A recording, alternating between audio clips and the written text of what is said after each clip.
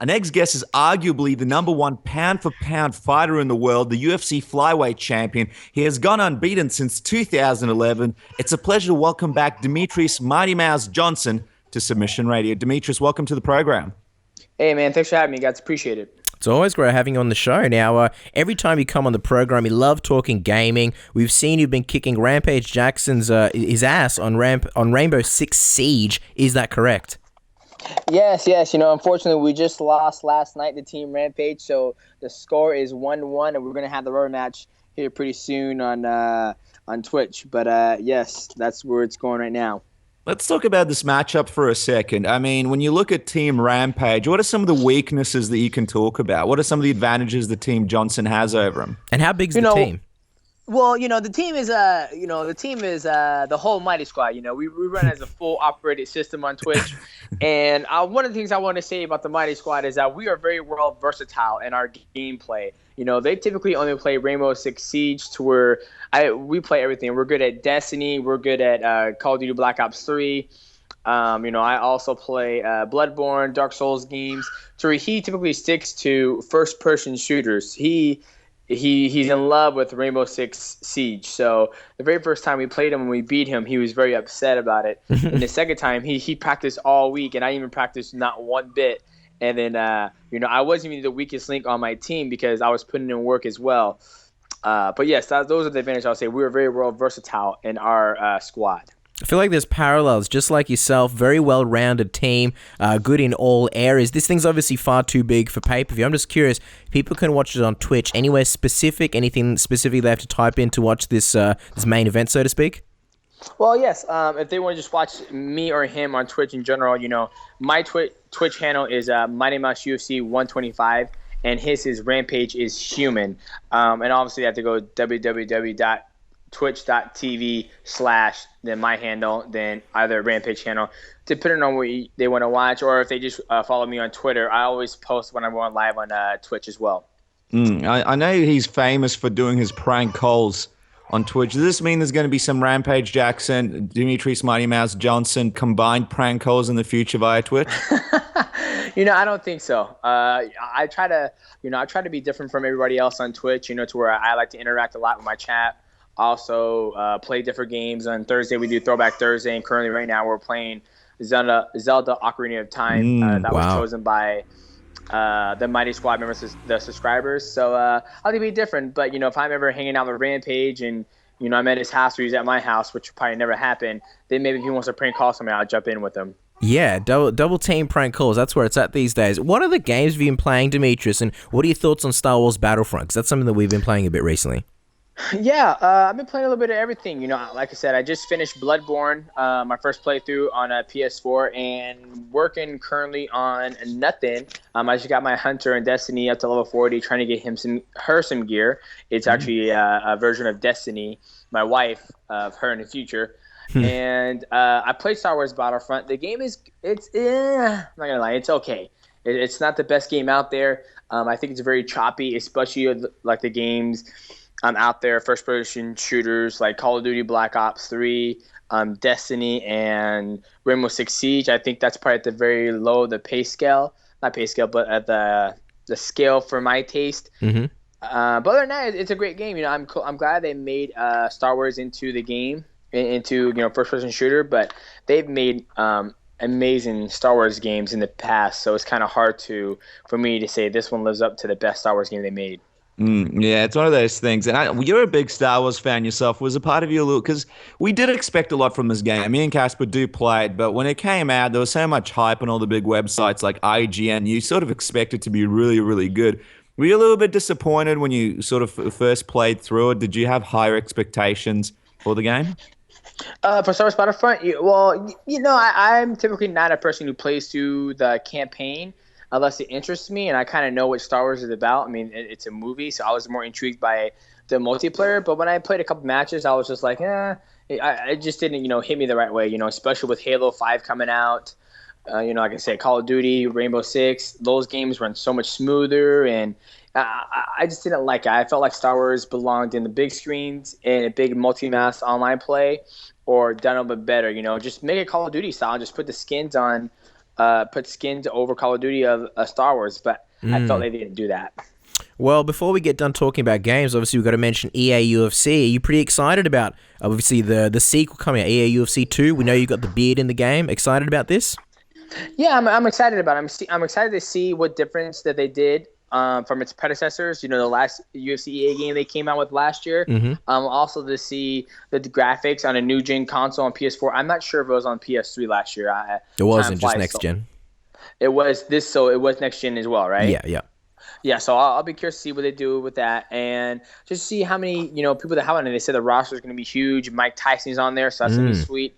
And I'm pretty sure all my fans on Twitch are ready to beat me up on that game because I am more of a Street Fighter guy. But I'm gonna get I'm gonna put some skills in the game and see how good I can get. Yeah, I feel like they need to let Mike Tyson fight in the flyweight division because I'd love to play Mighty Mouse versus Mike Tyson. But, getting into the world of MMA, we mentioned in the intro that you've been undefeated since 2011. The man who beat you was Dominick Cruz, who did win his title back last week. And just want to know, what did you think of his fight? And did you think the right man got his hand raised? It was a great fight between Dominick Cruz and TJ Dillashaw. I mean, it was a razor-thin, close fight. I felt watching the fight at the heat of the moment with Dom and TJ fighting, I felt that Dom did enough to win the fight.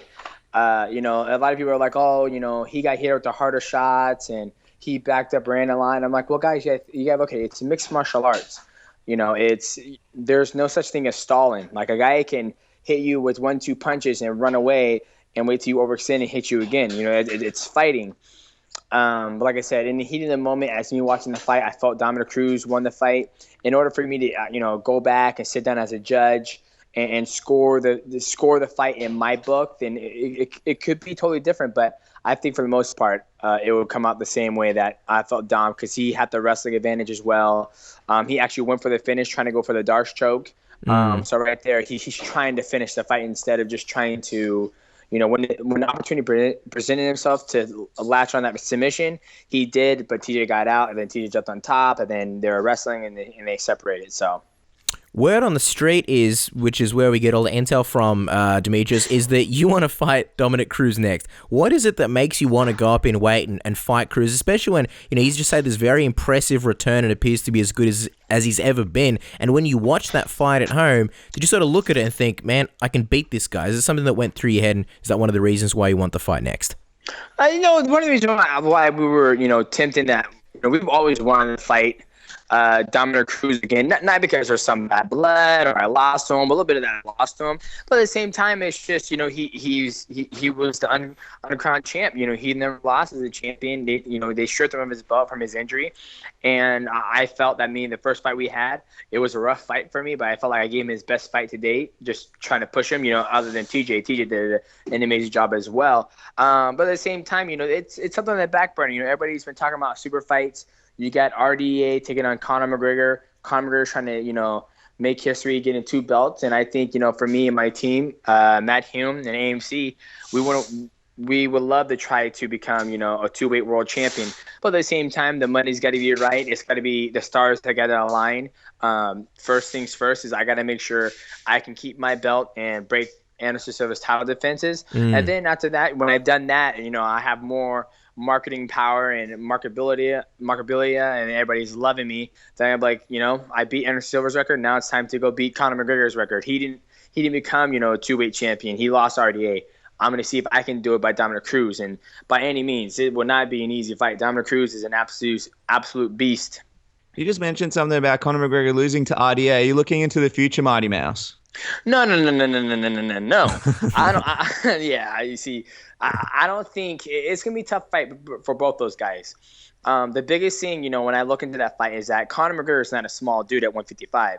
He's almost bigger than RDA, just by a little bit, like reach, range. One might be fatter than the other one, like as weight wise, but I think that's gonna come into play. And at the end of the day, we're going to have to see where the fight goes. If RDA overextends and gets too, wild with the shots, Conor will pick his shots. And it's no secret Conor McGregor has heavy hands. He knows the right shot. He knows the soft spot of the face. And if he lands there, then it'll be an easy night, easy check for Conor McGregor to go back home and cash it. and buy himself some nice toys, some more Lambo that spit fire. But if RDA can get in there, wrestle with Conor, push Conor, break Conor mentally, which I don't see that happening, then I can see the fight going to RDA. So that's my breakdown of that fight. How either two of those go, or who knows? They might push. Conor might get pushed, and he rises to the occasion, and he shows all this sick shit he knows how to do, and then he wins the fight. So I mean, it's gonna be a tough fight for both those guys. For sure. Well, going back to you and obviously Dominick Cruz, I mean, after his win, Cruz said, I think that I could put it on DJ2 again, just like I did last time. You mentioned your respect for him and his skills. We know you'd expect him to say that, given his confidence. But considering that since that fight, you've gone on to create your own legacy as a champion and been called the pound-for-pound #1 fighter in the world, not to mention in all your improvements, did those comments motivate you at all that he thought he could beat you, just as he did last time?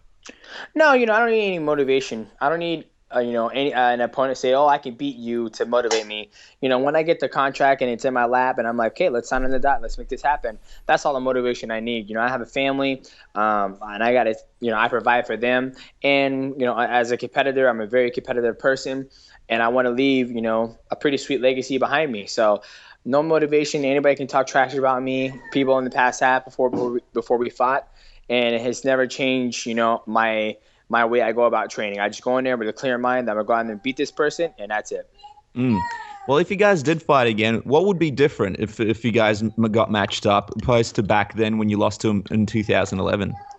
The biggest thing is that I felt his footwork before. I felt his range before. I know his recipe to beat me, and it's no secret. He's a bigger dude than me. He has longer range. His footwork is good, and the hardest thing is when you saw the fight between TJ and Dom. When TJ would chase Tom, like, you guys don't realize. To me, when somebody's I think Dom's 5'8" or 5'9", I'm not sure, but when somebody's 5'9" and I'm 5'3", and if he stands up tall and backs up, I can't get to his head. So it's a hard thing. Dom's a hard person to fight because he's tall and he's long, and he uses a lot of footwork. So half the time, when you saw TJ and him fighting, TJ kept throwing that high kick, and a high kick would land, but about time it gets up to Dominick Cruz's neck, it's lost all its juice because Dom is backing up, pulling away, and he's also a taller fighter. So it's a tough fight, but like I said, the difference would be that I've been in there before. I typically do better in my rematches, but I always have to worry about that Dom is a bigger dude. He's longer, and he can wrestle. And like I said, when I mean he's a bigger dude, I woke up the other day weighing 139.5, and I was eating whatever I want. So that just shows you that it's only a 4-pound cut for me to where he's probably walking around 155, 160 maybe. Huge, yeah. When you put it like that, there's a huge size difference.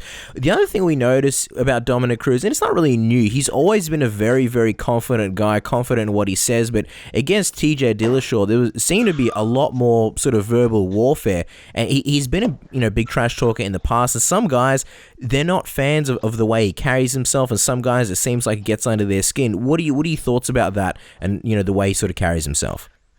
I like the way Dominick Cruz carries himself. You have to carry yourself like that, especially what that man's gone through. 3 ACL surgeries, a groin tear. I mean, why wouldn't you carry yourself like you're God? Actually, you say, and especially when he sits back and he's been able to analyze every fighter that's gone through the UFC roster within the last 2 or 3 years.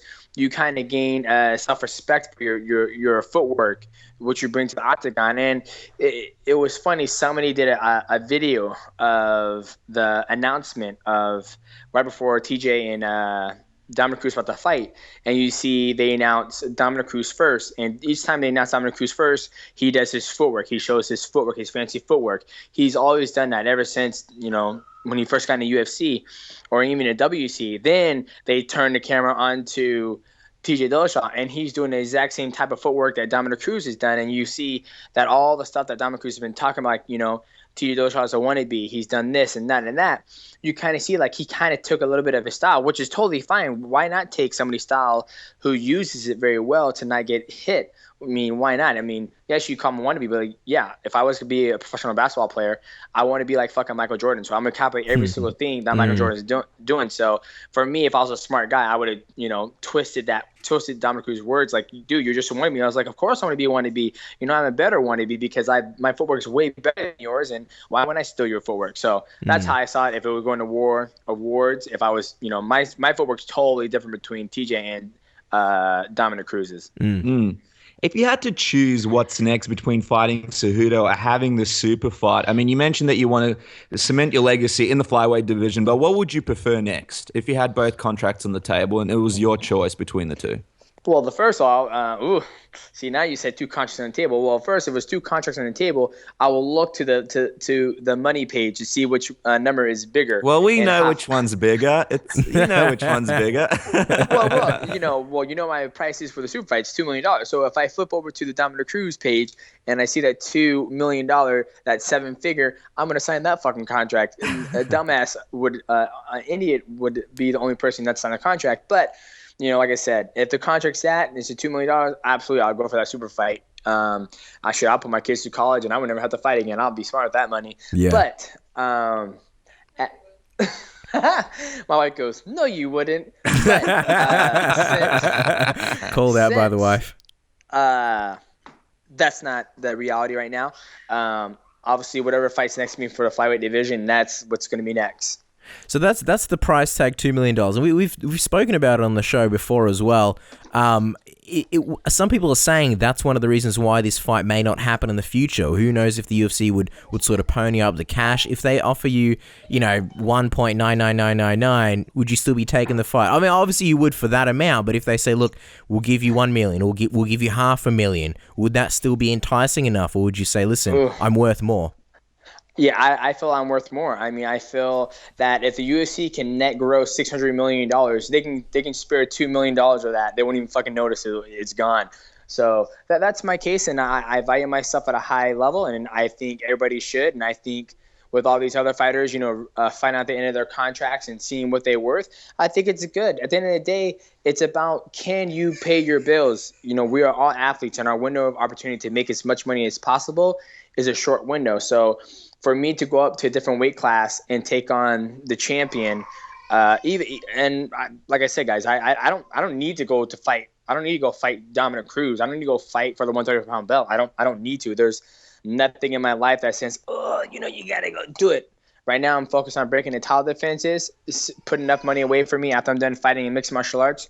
I can have a smooth transition into my next career and have enough money to where I don't have to look back like, man, I should have done this and this with my money. And I want to make sure I'm well taken care of. And that's how it should be for Conor. And for Conor taking on Aldo, that was the biggest fight in his life. I'm pretty sure he made a hefty opinion, which he should. And he brought in all the numbers. Totally cool. And when he fights RDA, he should make another hefty penny. If he's smart with his money, don't buy all those fucking toys. Invest that money, buy a house, pay that off, and then he can do whatever he wants. And so that's where my mindset is. My mindset is to take care of my family and kids and make sure I got enough money in investments. I'm good to go. Well, you sort of covered this next question, but you just mentioned it. I mean, Conor McGregor talking about what he's worth and getting a bigger slice of the pie. You mentioned your thoughts on that, but where do you really stand? Are you after more than you're getting? And do you feel like we're in the age where fighters are rising and demanding what they think they deserve, especially more than in past years?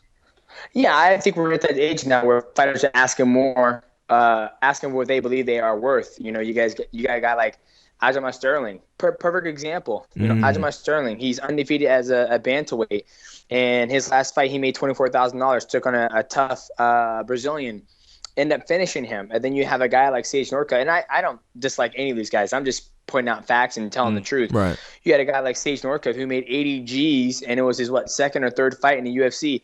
I never even heard of Sage Northcut until he jumped on the UFC. So the UFC made Sage Northcut the man he is. That's why he's so popular, because they made him that popular. Like, the UFC makes stars. Obviously the UFC markets people behind them, but it's up to the athlete to go out there and perform and people to like you.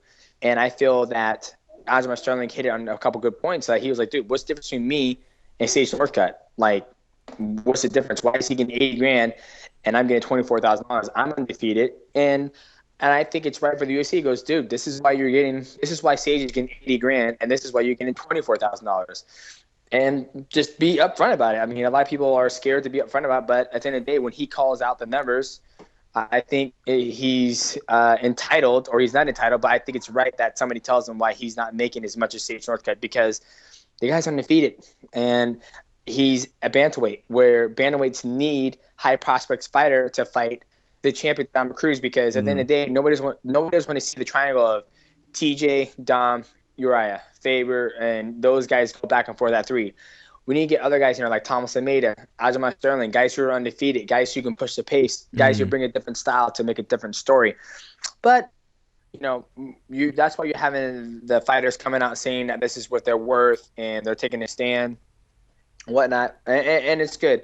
But let's hope they get those guys up there, and I'm sure they will get themselves up there. But yeah, that's all my piece for that. It's what's really interesting to me, and I think a lot of the listeners, Demetrious, is that you're the first ever flyweight champion. You've been champion for quite a long time, and you've been fighting quite regularly. But you mentioned the fact that you still feel like you need to make more money before you retire and have enough money for your family. I mean, most people watching the sport would think a champion of that caliber and as successful as yourself would have quite a substantial amount of money saved up. Is it sort of crazy, I suppose, to you that you've been that dominant in the division, you've been champion for such a long time, but you're still in this position where you have to go out there and fight to make sure your family's secure? No, not at all. I still think if you look at a guy like John Jones, who was so dominant in the UFC, and he's still.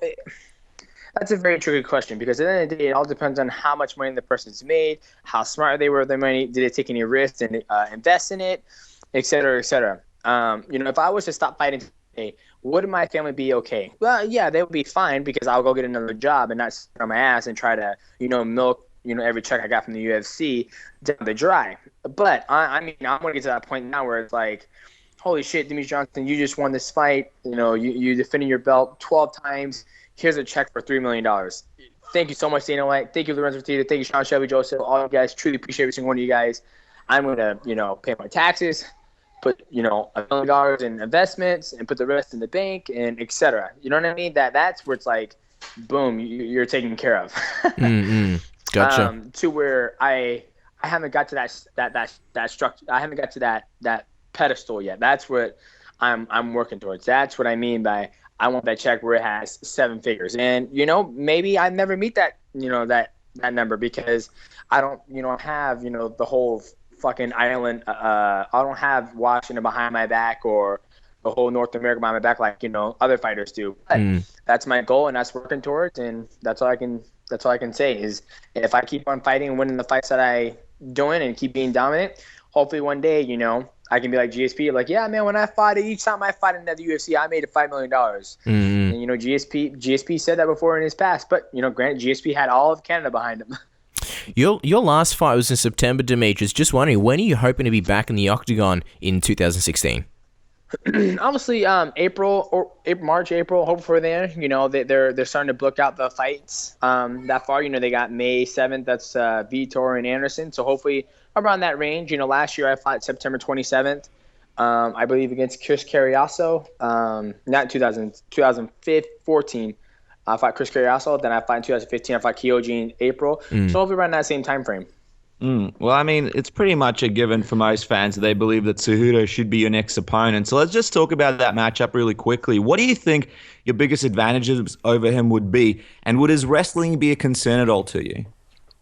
Well, I would say my biggest advantage that would be over him is that I fought high caliber, grade A high caliber athletes in mixed martial arts. I fought Joseph twice, Dawson twice, Ali Bagotinov, a world Sambo champion. I don't know how many times he was a world Sambo champion.